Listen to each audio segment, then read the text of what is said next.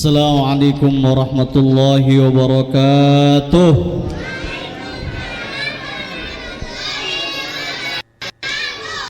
A'udzu billahi minasyaitonir rajim. Bismillahirrahmanirrahim. Alhamdulillah wa syukrulillah wassalatu wassalamu ala Rasulillah wa ala alihi wa sahbihi wa mawalah. La haula wala quwata illa billah. Aminin ya semuanya, amin. Coba amin, amin, amin. Rabbi shrah li sadri, amin, wa yassir li amri wahlul 'uqdatam min lisani yafqahu qawli. Rabbana zidna ilma warzuqna fahma. Allahumma ij'alna minal ladzina yastami'una al-qawla fayattabi'una ahsanah. Walhamdulillahi rabbil alamin.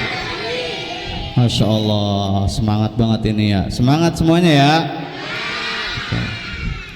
Al-Mukarram wal Muhtaram yang sama-sama saya hormati dan sama-sama kita muliakan, Ketua DKM Mushola Al-Ikhlas Bapak Ustaz Haji Muhammad Hussein, para jamaah Mushola Al-Ikhlas, ada tim Hadroh, ada tim Karang Taruna. Mudah-mudahan semuanya dalam berkah dan rahmat Allah Subhanahu wa taala. Amin ya rabbal. Salawat dan salam semoga tercurahkan selalu penjunjungan Nabi besar Muhammad sallallahu alaihi wasallam. Alhamdulillah, dengan nikmat Allah kita dapat berkumpul di Mushola Al-Ikhlas ini guna melaksanakan kewajiban kita, yaitu thalabul ilmi. Mudah-mudahan kita berdoa kepada Allah Subhanahu wa taala, apa yang kita pelajari pada malam hari ini bermanfaat fi dini wa dunya wal akhirah. Amin ya Allah ya rabbal alamin. Baik, dan yang tak lupa saya hormati juga para pemirsa yang nonton di YouTube di channel ini. Mudah-mudahan Allah selalu berikan rahmat dan maghfirah dari Allah Subhanahu wa taala. Pada malam hari ini kita masuk kepada bab yang kedua dalam kitab Taisirul Khalaq karangan Al-Imam Al-Hafiz Hasan Al-Mas'udi. Pada malam hari ini kita akan belajar tentang bab yang kedua, yaitu Adabul Muallim, yaitu ini tentang adab ataupun akhlak seorang guru. Kenapa ini dibahas? Karena pada intinya minimal kita bisa menjadi guru untuk diri kita sendiri, ataupun menjadi guru bagi keluarga kita sendiri. Syukur-syukur nanti ada yang menjadi guru di sekolah, ada yang menjadi guru di universitas. Makanya di sini ada adabnya. Dan memang di zaman sekarang sudah menjadi bukti. Dulu ulama mengatakan al-ummu madrasatul ula, ibu itu menjadi sekolah pertama. Untuk siapa? Untuk anak-anaknya. Sekarang di masa pandemi ini sudah mulai berlaku kan? Karena anak-anaknya belajar di rumah, akhirnya yang ngajarin ibunya, gurunya memantau dari luar. Makanya penting nih kita belajar adab bagaimana seorang guru. A'udzu billahi minasyaitonir rajim. Bismillahirrahmanirrahim. Adabul muallim. Al-muallimu dalilu tilmidhi ila ma yakunu bihi kamaluhu minal ulumi wal ma'arif. Al-muallim, guru itu adalah dalilu tilmidh ila ma yakunu bihi kamaluhu minal ulumi wal ma'arif, sebagai tanda ataupun bukti orang yang menunjukkan bagi seorang murid kamaluhu minal ulumi wal ma'arif, kesempurnaan ilmu-ilmu dan pengetahuan. Jadi guru itu adalah orang yang menunjukkan kepada muridnya kepada kesempurnaan ilmu-ilmu dan pengetahuan. Di sini dikatakan kamal, sempurna. Makanya berat jadi seorang guru itu. Tanggung jawabnya berat. Di sini dikatakan kamaluhu minal ulum wal ma'arif. Bukan hanya sekedar dari segi ilmu saja, tapi dari bentuk pengetahuan.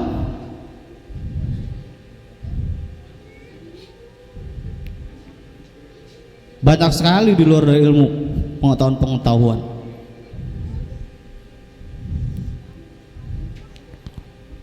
Makanya guru itu harus memberikan jariyah yang hasanah kepada murid-muridnya. Tanggung jawabnya besar di sisi Allah Subhanahu wa taala. Fayastaritu ayyakuna min dzawil awsafi al-mahmudah. Maka guru itu tersarati atau disyaratkan ayyakuna min dzawil awsafil mahmudah, harus mempunyai sifat-sifat awsaf, jamak daripada kata sifat. Seorang guru itu harus mempunyai awsafil mahmudah, harus mempunyai sifat-sifat yang terpuji. Kenapa harus punya sifat-sifat yang terpuji? Li'anna ruhut tilmidhi dha'ifatun binisbah ila ruhihi. Karena jiwa seorang murid itu lebih lemah daripada jiwa gurunya.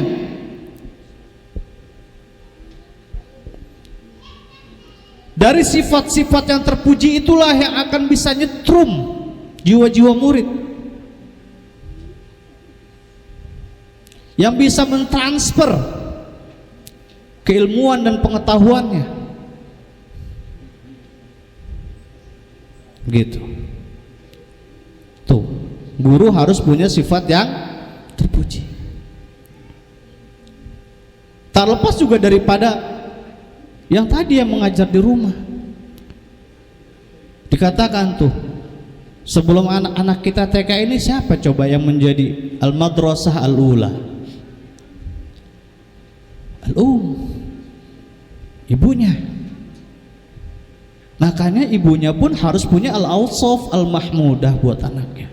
Orang tuanya pun seperti itu, karena mau tidak mau menjadi teladan bagi anak-anaknya. Kita faham bahwasanya pasti anak-anak kita, murid-murid kita, jiwanya itu lebih lemah daripada jiwa gurunya. Fa idza ittasafa al-muallimu bi awsafil kamal kana tilmidhu muwaffaqu kadzalik. Kalau seandainya seorang guru itu mempunyai sifat-sifat yang sempurna, maka pasti muridnya juga bakalan begitu. Buah jatuh nggak jauh daripada pohonnya.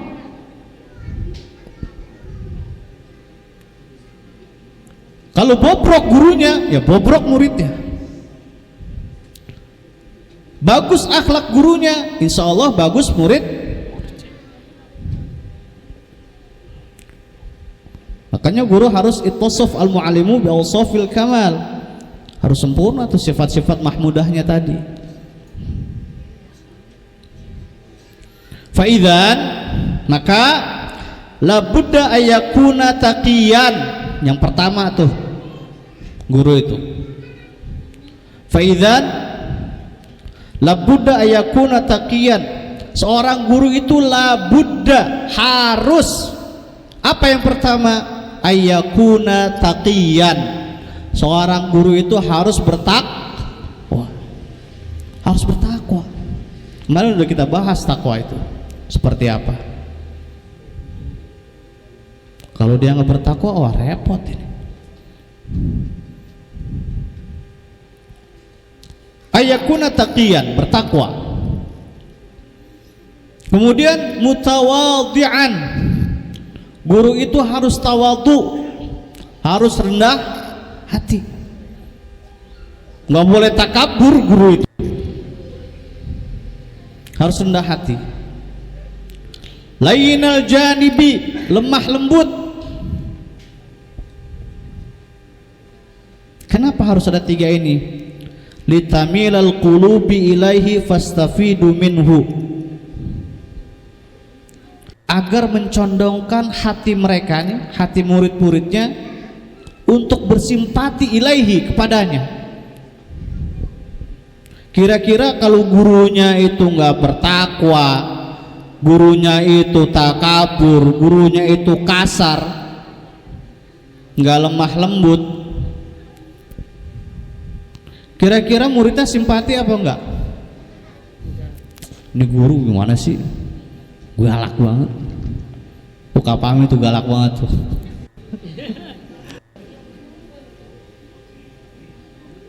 Jadi begitu, harus bertakwa biar muridnya itu simpati. Wa ayyakuna haliman wa quran liyuqtada bih, dan seorang guru itu harus halim, santun, wa quran, tenang. Jiwanya tuh tenang seorang guru itu, baik dari dia berkata, baik dari dia berpikir, baik dia itu bertindak, hatta dia itu berjalan. Seorang guru itu harus tenang, nggak gerasak gerusuk, nggak kedekeran kalau kata kita, agak tenang bawaannya.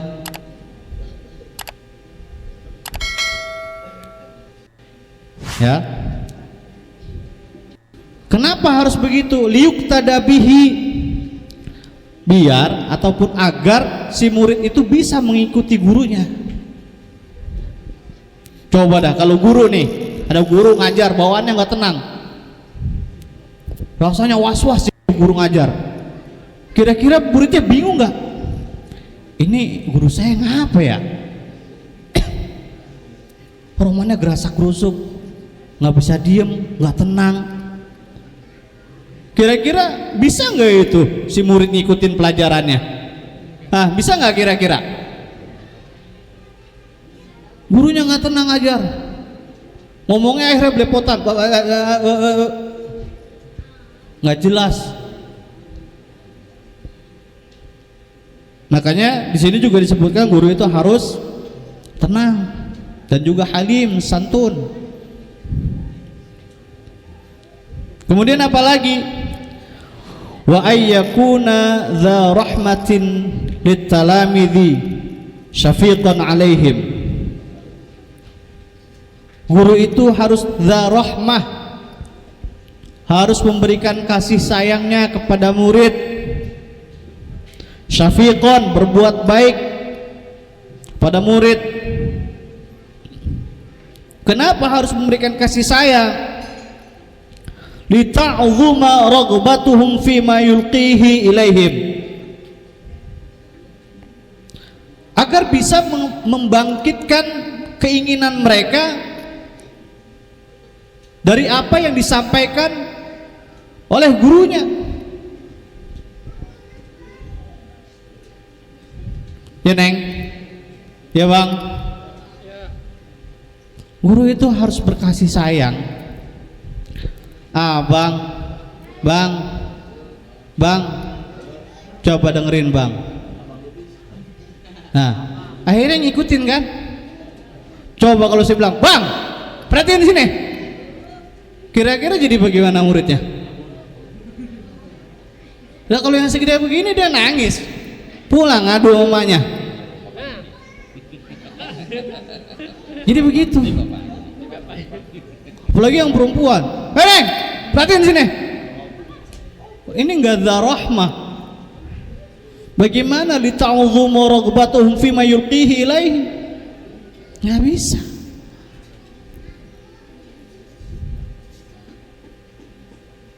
Guru itu harus mempunyai sifat kasih sayang. Perhatiin ya, dengerin ya, baik-baik ya, sini ya, begitu. Kalau memang model-model begini harus sesuai bilisani qaumihim. Lo kita ngomong majusin, dengerin ya, nggak mungkin begini. Ada caranya sesuai dengan kondisi umurnya juga. Masih nangning, masa begitu? Kagak pas. Zarohmahnya ya harus sesuai. Tuh. Biar kenapa? Biar mau itu bangkit jiwanya, pengen merhatiin apa yang disampaikan oleh gurunya. Begitu.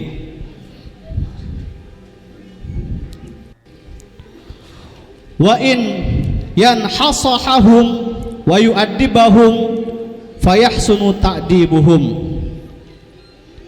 Kalau seandainya gurunya itu memberikan nasihat, wa yu'addibahum fayahsunu ta'dibuhum. Kalau seandainya gurunya itu memberikan nasihat dan memperbaiki adabnya, maka pasti muridnya itu bakal baik adabnya. Jadi nggak cuma memberikan ilmu, tapi memberikan nasihat yang baik. Dan kita benerin adabnya. Kenapa? Al adabu fauqal ilmi. Ingat nih ya teman-teman semuanya, al adabu fauqal ilmi. Adab itu di atas daripada ilmu. Man la adaba lahu la ilma lahu. Kalau orang dia itu nggak mempunyai adab, maka dia itu dianggap nggak punya ilmu. Mau setinggi apapun ilmunya, adab tetap harus utama. Adab yang harus diutamakan. Walaupun ilmu juga nggak boleh ditinggalkan.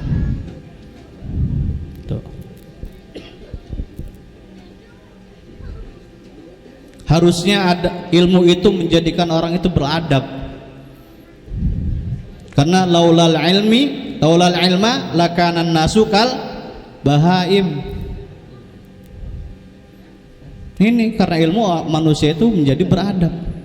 Tanpa ilmu yaitu lakana nas kal bahaim, pasti manusia itu kayak binatang. Makanya penting ilmu, tapi jangan dilupakan adab. Adab juga harus berilmu biar sempurna, biar kokoh jiwa kita, diri kita.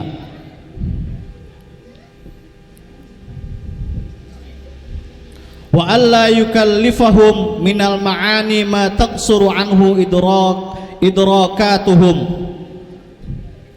Dan buat seorang guru, alla yukallifahum, jangan membebani muridnya itu minal ma'ani, daripada pemahaman-pemahaman ma taqsuru anhu, dengan pemahaman yang tidak bisa dipahami oleh muridnya. Lah contoh misalnya kalau di sekolahan pelajaran kelas 6 SD dikasih buat anak kelas 1 SD, nyambung gak kira-kira? Bisa. Pemahamannya harus sesuai dengan kadarnya masing-masing, termasuk cara menasehatinya, termasuk cara berbicaranya, termasuk cara menasehatinya. Kalau kayak tadi kan gak sesuai, umur sekian cara nasehatinnya kayak anak-anak, gak sesuai. Atau kita memberikan pemahaman buat anak kecil tapi caranya seperti orang dewasa, nggak sesuai juga. Makanya ini alla yukallifahum minal ma'ani ma taqsuru anhu idrakatuhum. Jangan membebani mereka dengan pemahaman yang tidak sesuai dengan pemahaman mereka ataupun dengan kemampuan muridnya. Seperti itu. Baik, inilah terkait pembelajaran yang berkaitan dengan adabul muallim. Mungkin dari teman-teman di sini ada yang mau bertanya, saya persilahkan. Assalamualaikum warahmatullahi wabarakatuh. Waalaikumsalam warahmatullahi wabarakatuh.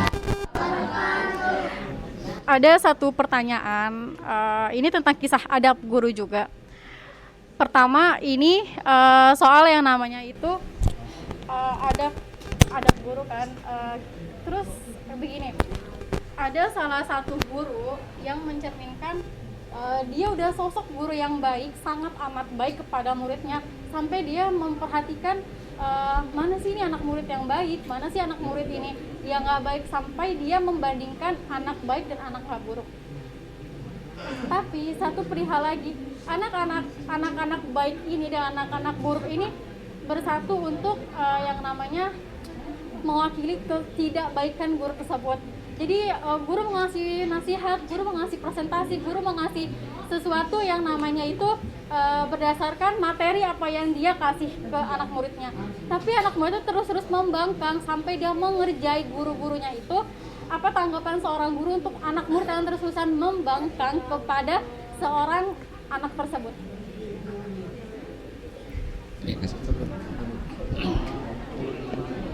Bismillahirrahmanirrahim. Ada pertanyaan dari teman kita ini, akhwat, siapa namanya, Neng? Dini. Oke, ada pertanyaan dari teman kita, akhwat, namanya Dini. Gimana kalau seandainya guru itu udah ngajarin, udah ngasih pelajaran, udah sampai tuh dakik banget gitu, sampai detail banget, sampai bisa membedakan ini si fulan kadarnya segini, tapi mungkin dari segi adabnya gitu ya kurang itu. Kalau memang kejadiannya ini terjadinya di sebuah sekolah gitu ya, setiap sekolah itu biasanya punya yang namanya guru BK itu. Nanti tugasnya guru BK inilah anak ini ketika memang sudah tidak bisa dibina oleh guru mapelnya, maka diserahkanlah kepada guru BK-nya untuk dikonseling. Tuh. Nanti di situ banyak tahapan-tahapannya, gitu ya. Dari kuesioner yang ada, nanti biarkan guru BK itu yang bekerja. Karena kalau sudah masalah sikap, masalah adab, biasanya memang sudah tidak masuk pada guru mapel atau mata pelajaran. Ini kan yang dibicarakan karena sikapnya kan membangkang, kurang sopan kan gitu. Berarti bukan masuk ke dalam materi si guru mapel itu. Gitu. Kalau seandainya masih bisa ditangani oleh guru mapel, ya alhamdulillah. Tapi kalau memang sudah tidak bisa diserahkan kepada guru bimbingan konseling agar dilakukan konseling seperti itu. Nanti bakal ditinjau. Kalaupun ada faktor-faktor, biasanya ada faktor internal dan faktor eksternal. Apakah memang dalam dirinya yang bermasalah, atau mungkin eksternalnya, atau keluarganya, atau mungkin lingkungannya, bisa dilihat dari situ. Tuh ya. Kan biasanya juga dalam satu kelas ini nggak mungkin semuanya itu satu kelas bermasalah. Pasti biasanya hanya beberapa orang saja, gitu. Nah, nanti yang dibina diberikan kepada guru konselingnya agar dilakukan konseling. Seperti itu jawabannya. Karena memang ya tetap ujian seorang guru salah satunya seperti itu. Maka gurunya itu harus sabar banget ngadepin murid-murid yang seperti itu.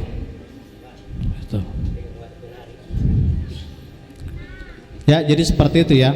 Awal pertamanya memang sabaran. Gurunya harus sabar dulu. Kalau seandainya masih bisa dibina oleh guru mapel, silakan. Tapi kalau sudah tidak bisa, diberikan kepada guru yang kompeten dalam bidangnya. Mungkin dalam hal sekolah ada guru BK-nya di situ. Seperti itu ya. Ya tetap diberikan seperti tadi. Wa in yanahsohahum wa yu'addibuhum. Tetap gurunya harus memberikan nasihat untuk yu'addibahum, untuk memperbaiki adabnya. Itu tidak bisa ditinggal juga, nggak bisa ditinggalkan juga dalam memperhatikan bagaimana adab seorang murid kepada gurunya, tetap diberikan nasihat. Baik kalau di kelas mungkin secara langsung, kalau seandainya di luar kelas ya secara online, mau nggak mau. Tuh. Dalam mengajar juga kan biasanya di akhir itu ada ikhtitam. Kalau di micro teaching dulu saya pernah belajar, atau di pondok dulu ada amalut tadris. Biasanya itu ada ikhtitam tadris. Ada penutupan dalam proses pengajaran. Nah, di situ tuh bisa disampaikan. Bisa disampaikan untuk memberikan nasihat, untuk memperbaiki adab. Di situ ada. Seperti itu. Ya. Assalamualaikum warahmatullahi wabarakatuh. Waalaikumsalam warahmatullahi wabarakatuh. Ini mungkin saya bertanyanya memang sama ya, adab dan ilmu, tapi bedanya bukan sekolah gitu. Ini di pekerjaan gitu, di ruang lingkup pekerjaan. Jadi saya misalkan punya atasan. Nah, atasan ini dia untuk keahlian atau skillnya kurang dari saya misalnya. Nah, diajarin tapi kadang-kadang nggak mau ngalah terus saja. Nah, tiba-tiba dia tetap ngomel-ngomel terus dan memberikan arahan yang nggak benar. Itu bagaimana caranya kita juga menghadapinya, adabnya bagaimana, harus sabar atau bagaimana? Itu aja sih, cukup. Mudah-mudahan jawabannya nanti bisa bermanfaat juga buat semuanya gitu. Ya, cukup sekian. Wassalamualaikum warahmatullahi wabarakatuh. Ini sebenarnya pertanyaannya di luar daripada konteks bab ya, tapi ini multi pertanyaan ini tuh, karena adanya di ruang lingkup kerja tuh ya. Pertama memang yang harus dilihat wa'ati ulil amri minkum gitu kan, sebagai bentuk apa? Bentuk loyalitas kita kepada atasan kita, seperti itu. Sebagai loyalitas kita mengikuti, mungkin di situ juga ada SOP atau apa kan gitu. Saran saya adalah ketika memang sudah diberikan masukan kepada atasan tapi malah nyerang baik, ya kita serahkan semua kepada atasan. Itu. Baik buruknya, karena yang bertanggung jawab di sini adalah atasan. Itu. Bukan bawahan. Gitu kan. Kita kan sebagai yang bawah sudah memberikan saran, diterima atau tidak, ya kita kembalikan lagi kepada yang bertanggung jawab. Gitu. Menurut saya seperti itu, Pak. Ya. Jadi daripada nanti kita sudah memberikan arahan, tapi akhirnya tetap kita paksa, malah justru kita yang dianggap nggak baik. Gitu. Karena tidak patuh atau tidak taat, tidak loyal pada atasan kita, seperti itu. Toh juga bukan sepenuhnya kan bukan tanggung jawab kita gitu kan, yang bertanggung jawab kan atasan kita. Gitu. Kalau saran saya seperti itu. Gimana?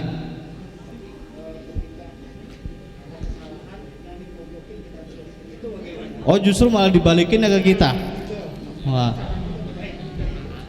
Nah, makanya dari sini sebenarnya bisa dilakukan ya musyawarah ya. Gini, bisa diberikan bukti fakta-faktanya, misalnya bukti faktanya apa sih? Kita sudah memberikan masukan, Pak, kan kemarin saya sudah memberikan, ini faktanya saya memberikan masukan pada Bapak, tapi Bapak nggak mau ikut. Tuh, kan bisa diberikan tuh bukti faktanya, masukan-masukan kita atau apa. Tuh. Tapi kalau memang susah ya memang kadang ya manusia gitu ya, human is unique gitu. Manusia memang kadang ada uniknya. Gitu. Udah kita yang ngasih masukan, kita salah, malah kita juga yang disalahin. Dia emang ribet yang punya resiko punya atasan yang model begini mah agak ribet. Tapi tetap kita harus sabar ya. Bagaimanapun kita sebagai orang yang di bawahnya ya harus legowo gitu, harus sabar. Gitu. Gimana? Kayak al-akhir, pertanyaan yang lain? Oke. Alhamdulillah. Mudah-mudahan